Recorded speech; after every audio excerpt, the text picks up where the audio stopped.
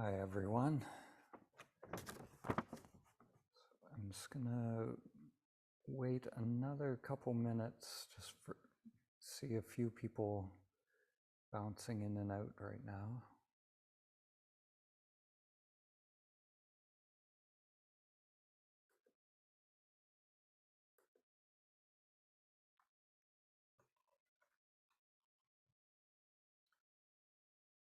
Okay. All right. So tonight I'm going to review the dyad technique, and You're muted then. I'm sorry, I'm muted. Okay. It's showing that I'm active here. Okay, yeah, everybody in the chat is saying they can hear fine. No, my bad, sorry. Yeah, okay. Yeah, thanks, Alex. Okay, so yeah, so I'm going to review the technique, and one of the most important parts of this technique is the when we intend to directly experience who we are. And I have a few analogies, different analogies that I like to use to really try to convey that. There's nothing for the mind to do when we intend to directly experience who we are. It's who we are beyond the mind and senses. It's our true nature, primordial awareness. So there's nothing the mind does to do that. So when your partner says to you, "Tell me who you are," we want to directly experience that. It's instantaneous. There's nothing. There's no. If the mind moves to try and do something to find out who you are, that's not it.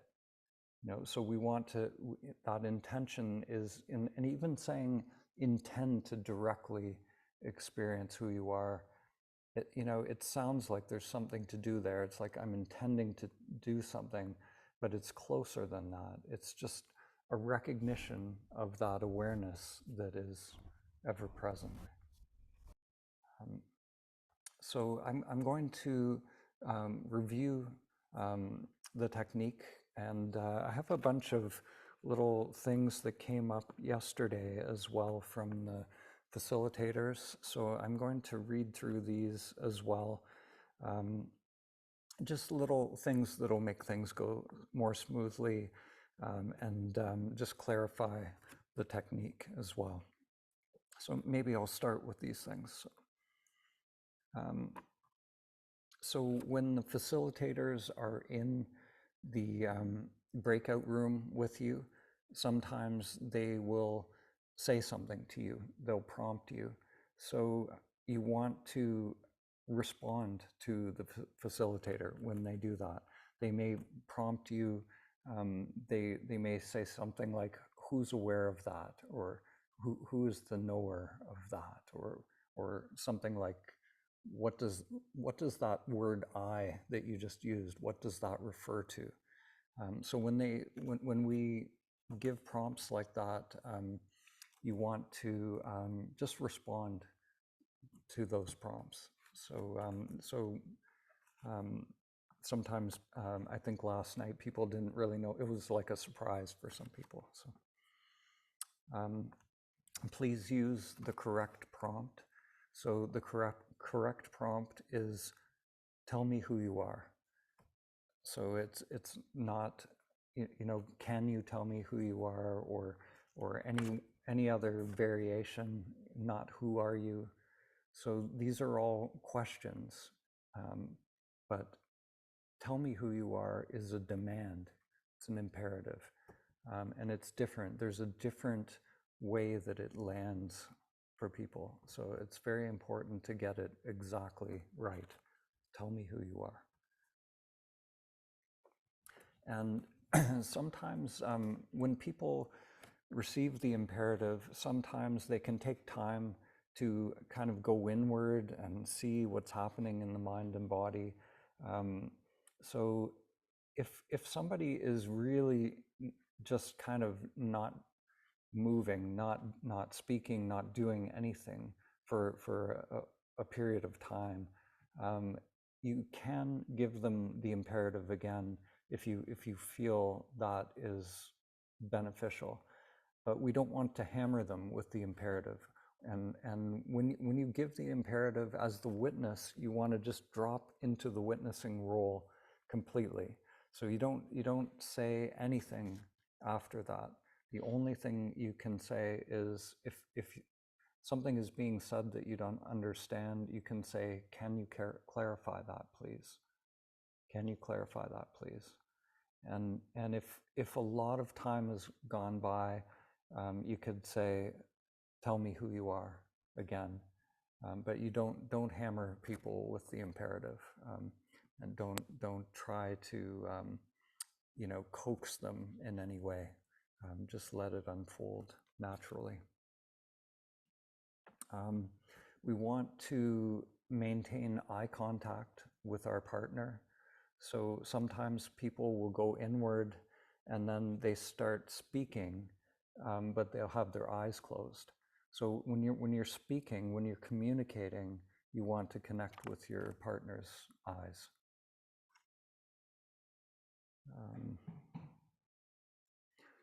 We want to make sure that the inquiry doesn't turn into any kind of a dialogue. So don't refer to something that your partner said when they were inquiring. Sometimes it can turn into this weird conversation where it's like you're commenting on something that was previously said in a dyad, and don't refer to your partner. So just like we're not using the words I, me, and mine lightly, we're only using those if they're true. The same with the word you. If we don't want to refer to the partner as a person. So think of them as just a mirror or just a non-interactive witness that is, not as a persona.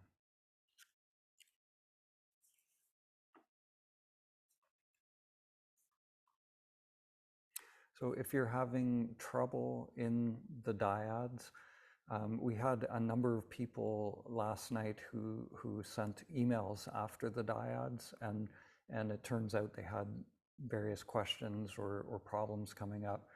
So please raise your hand. You can contact the host when you're in the breakout rooms.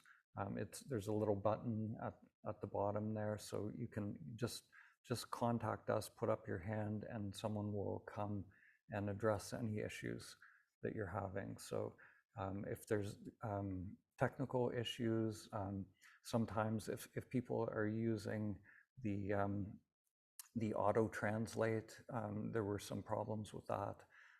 So anything like that, just rather than just plodding through it and not addressing it, just put up your hand and someone will come. And I think that's a bit about it for the logistics. So yeah, so I'm going to revisit the technique. So the first thing is the witness, before they give the imperative, they really connect to their intention to want to know who this being is in front of them. So you really want to know. So make the imperative authentic. Tell me who you are. I really want to know.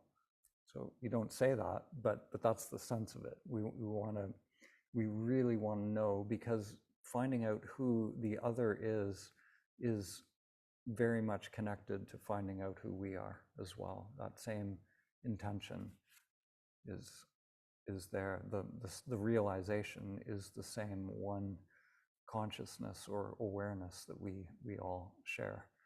So by finding out who the other is, we find out who we are at the same time. So, so we deliver the imperative, you go into witnessing mode, totally neutral. Just notice if there's any head nodding or any kind of feedback happening as the witness, and we want to just be completely like a mirror. And, and that being said, sometimes in the dyads, you something funny might be said, and you just can't help laughing, or something sad might be shared.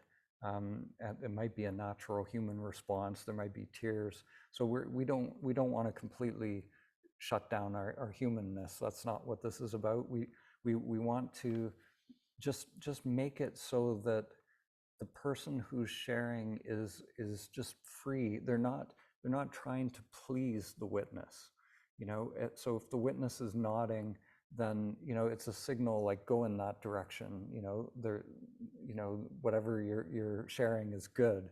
And or if there's a contraction or a reaction, then it's like, oh, I can't share that. That's too it's taboo, or it's off the table. So we just want to just create a sense of total freedom to share. And that's what these rules are about. It's not for any other reason. So if you end up laughing or whatever as the witness, that's totally fine. It's not a big deal. And so when we receive the imperative, so we intend to directly experience our true nature. And this is the part that it's tricky, because the mind really doesn't know what to do. The mind kind of has to fail. The mind has to give up. It has to be confused. The mind can't do it. The mind has to fail in this endeavor. So the more we recognize that, that this inquiry is a direct inquiry, which means not using the mind. It's not via the mind. So how, so the question is always, how do we do that?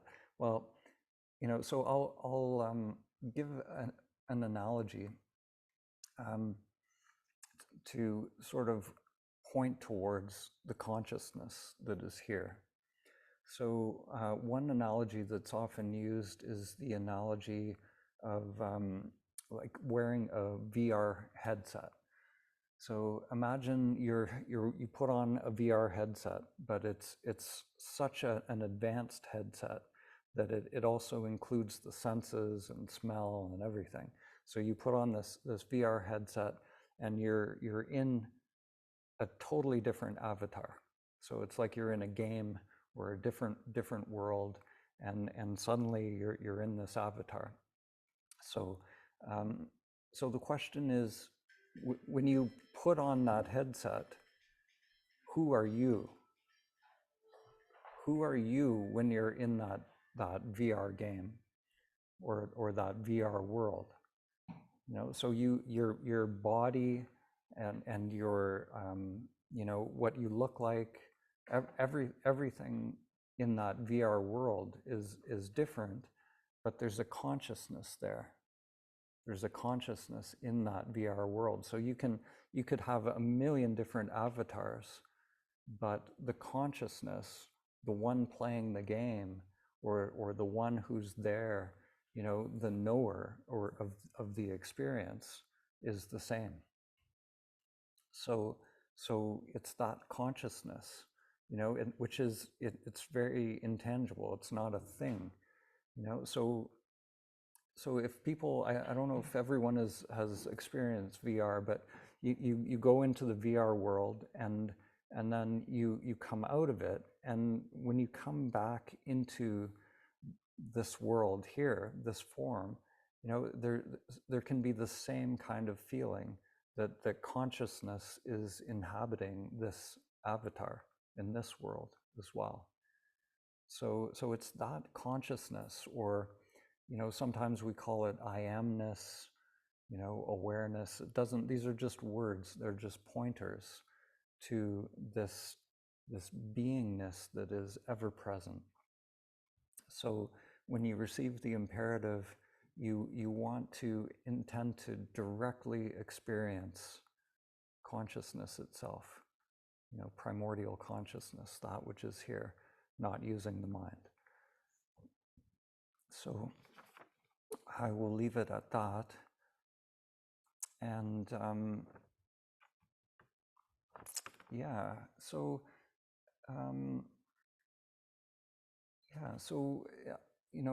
one quote that I love from Ramana Maharshi. Ramana Maharshi was probably the greatest self-inquiry teacher, in many centuries. He had incredible pointers, and his whole sort of approach was to just continuously inquire into the self. He used no other techniques, no other. He wouldn't, even meditation or anything like that. He would say, just inquire into the self. That's all we need to do, and do it continuously, relentlessly, and that's it. And it's that continuous practice, continuous inquiry, that it brings about this stripping away, this clearing that that will eventually bring us to our true nature. So one of my favorite self-inquiry sayings from him is, he says, "Let what comes come, let what goes go, but find out what remains." Find out what remains. So when we receive that imperative, we just remain open. Let what comes come. We're not looking for anything. We're not. It's the thing about this inquiry is it's so simple. It's so simple that there's nothing for you to do in it when you receive the imperative. There's nothing to do. We're only using the mind as a reporting tool.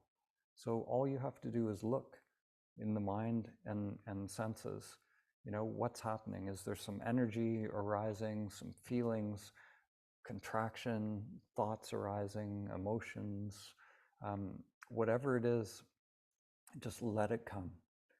Let it come. Just remain completely open to whatever comes, and as a result of that inquiry. And then you just share that completely with your partner. And the more completely you can share it with your partner, the more it is cleared, the more it's made conscious. Sometimes whatever is coming up in this process, these things they've been sort of pushed down in the unconscious, things maybe from childhood or whatever it is.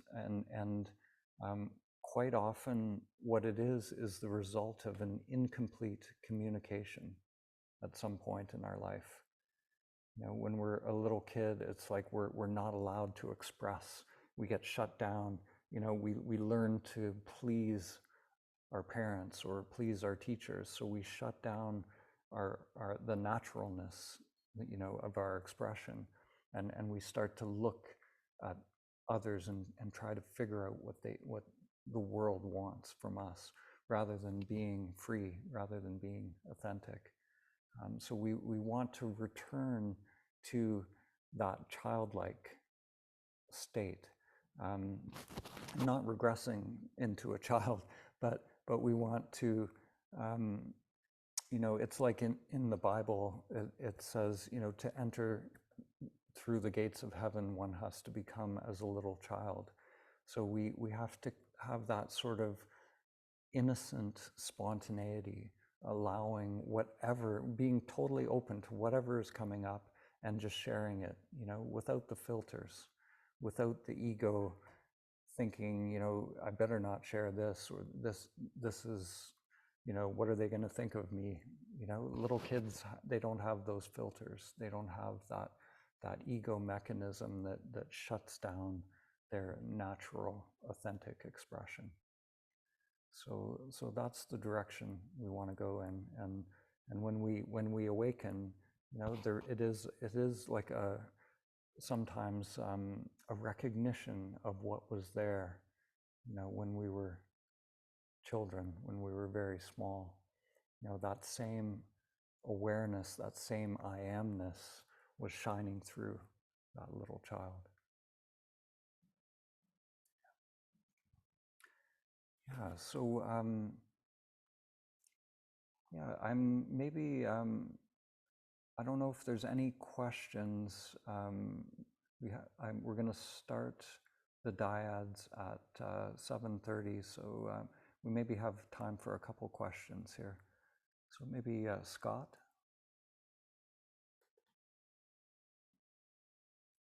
Hey, Daniel. Hi. Yeah, so I have a question. I guess, we're using this language to preface our responses, whether it's the self structure or the I. So how do we know it's authentic when we're prefacing it? Does that make sense? Mm. Yeah. That's something that I have. Like, it's like sometimes something will come out and it's like, oh, that seemed really authentic. Mm-hmm. And then other times it was just kind of like, coming from a dark kind of wounded ego place, but I don't know exactly. Yeah. Yeah. So those questions, if those questions are coming up, those are great things to share in the dyad with your partner. It's like, how do I know, does this feel authentic? The words come out of the mouth, and it's like, that feels true. What I'm saying, this feels true, but but this doesn't feel true. How do I know it feels true? Like, what does feeling true actually mean? So that's what we want to go into, and there's a gradual freeing of energy in this process, a gradual, it's like wiggling out of a cage almost. In some ways, there's like a, just an exploring of what feels real, what's the most real, authentic thing that's coming up as a result of that inquiry. And the more honest we get, the more the energy starts to move, and it just becomes more spontaneous. So we just know more and more, because we feel it. We feel more free. We feel more alive, more energetic. There's an experience component which is different for everyone. Like when someone has an awakening, the awareness is awareness, but there's always different phenomena surrounding that, which isn't really important. For some people, there will be, all kinds of phenomena, all kinds, like it can be dramatic, and there can be this building up of energy. For other people, it's very gentle, very quiet, and it's just this flip of the sense of I flips from the character. But when that flip happens, it's unmistakable. There's actually in Zen, there are different signs of Kensho that the teacher, the facilitators recognize as well. And for you, there's no question. It's like I sometimes liken it to, you can't unsee it. You're not that character, and that somehow you've been living your life identified with this character. So it's kind of like when you see, that your uncle was Santa Claus, and the beard drops. It's like you can't unsee that. So it's clear. It's that clear. It's a radical flip of that sense of I. Right. Yeah. I don't know if other people are experiencing this, but for me, it was like I was so afraid of abusing the word I that I would naturally default to the self structure. Right. So it almost prefaced. So I think I was holding on to that too tightly, maybe, if that makes sense. Yeah. Like ultimately, we don't want to worry about it too much. Sometimes the sense of I, we will kind of become entangled with it, and maybe that's what needs to happen in order for an emotion to come up and be released. So there are times where that I just really wants to come out, and that's okay too. But we just want to start to attune to the language, because the language really does sort of lock us into the false I. So yeah, so there's a middle way with it. We don't want to become too rigid with it. Perfect. Thank you so much. Thank you. And I'll go to Jennifer. Hi there. See if you can unmute. Oh, I'm sorry. Yeah, sorry. I just unmute. Thank you, Dan. Thank you for taking my question. Yesterday, I had a very interesting diet experience. I follow your instruction to look into the body and mind, and I start to have this congestion in my stomach and my throat, and then I felt so sad. It was like tears just keep streaming down. It's like weeping uncontrollably. But I know there's no story behind it. It's like my consciousness did not tell me what's the story. Why am I sad? But I was genuinely very, very, very sad. But after a few, yeah, and yeah, go ahead. Sorry. I'm sorry. So after a few minutes, then it subsided. And I suppose this is what you refer to as clearing the samskara. Yeah, exactly. Yeah, and so some of these samskaras, when they come up, sometimes there will be a memory or a thought in the mind, and we'll know what it's about. You know, there'll be an actual experience there. But sometimes, quite often, it'll just be an emotion or something coming up, and we never know where it came from or why it's there. You know, sometimes these imprints in the unconscious can be, you know, they can be from times in life where it was actually pre-verbal, you know, when we were really young, so before language. So it might just be an imprint from some early time like that, but nobody really knows, you know, with stuff like that. But the main thing is that it comes up, we experience it, and we let it go. We let go of that energy. That was my question, where I don't know why. I have no inkling of what. It's absolutely like a blank sheet of paper. Yeah. And for the clearing process, it really doesn't matter. It doesn't matter. Okay. So my next question is, when I started this self-inquiry, it's basically consciousness is looking into my conditional mind, which is the mind in the body. That is similar to when I do meditation. The meditation process to me is using the consciousness to notice what's my thoughts, what's my body doing, how I feel. So to me, the two are very, very similar. Is there any difference? So when we know, like when at a certain point, they're exactly the same. So at a certain point in self-inquiry, when we finally know who we are, then we know what meditation is. Then, you know, meditation is just being here as who we are, you know, as the true self. Yeah, so that's it. So there's a convergence. The deeper we go in meditation, the more like self-inquiry it becomes, and the deeper we go with self-inquiry, you know, there's no difference.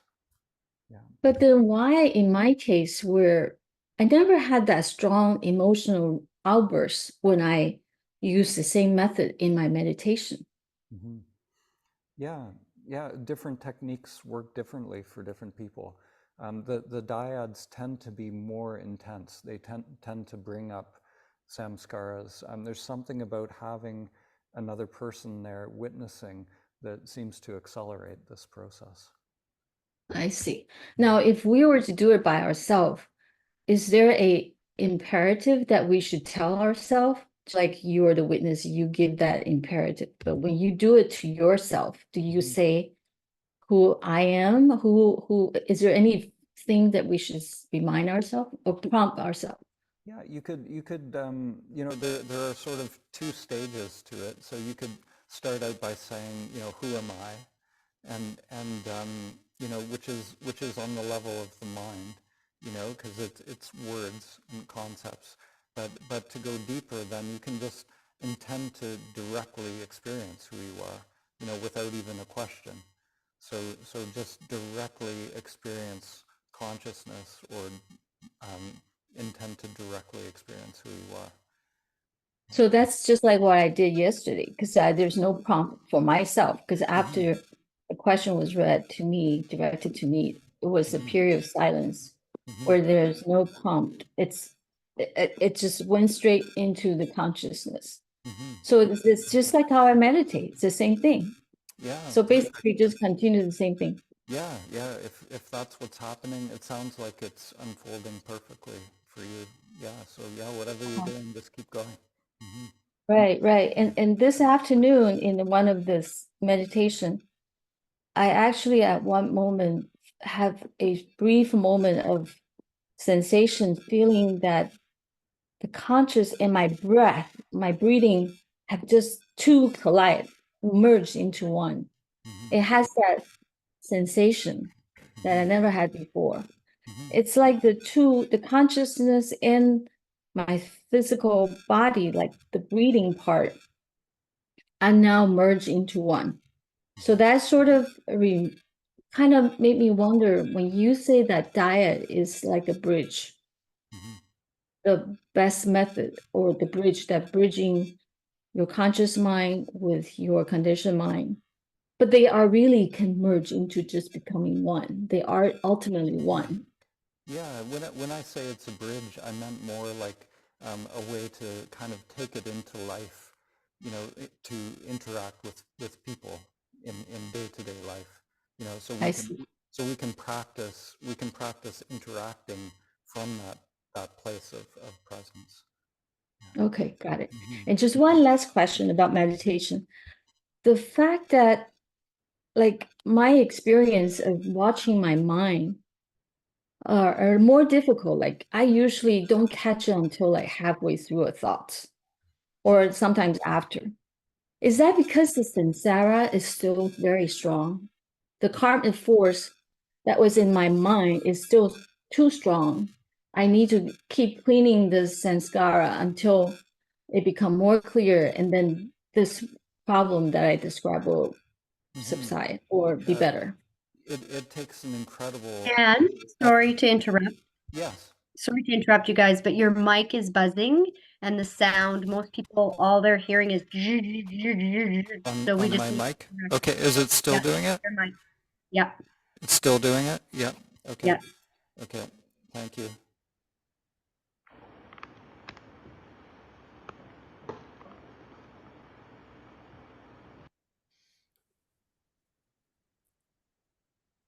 Okay, is that any better?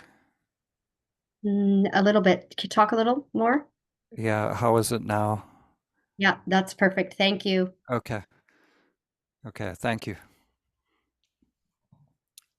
So, Yeah. so that question was the samskara is at force. So I'm not able to, no matter how hard I try. It's like I wanted to notice my thought, but it always get carried away.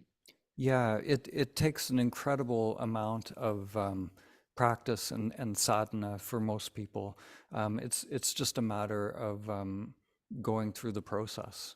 It is, we just keep going with the meditation, concentration, attention, equanimity, constantly surrendering, keep coming back to the present moment, and eventually, that monkey mind and the whirlpool eventually calms down. But it takes time. Yeah. So this is only day 2. Yeah. Got it. Okay. Thank you very much. Thank you. So we're going to jump into dyads now. I'm going to put everyone into breakout rooms, and we're going to go for 40 minutes.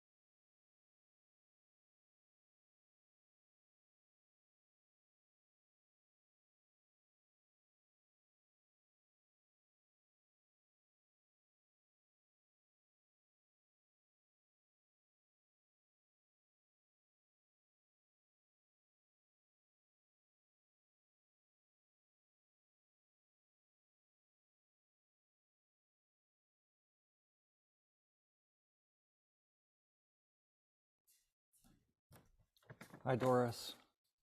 Looks like you're on. Oh, there's somebody coming in for you right now. Okay, okay, thank you. Okay, thank you.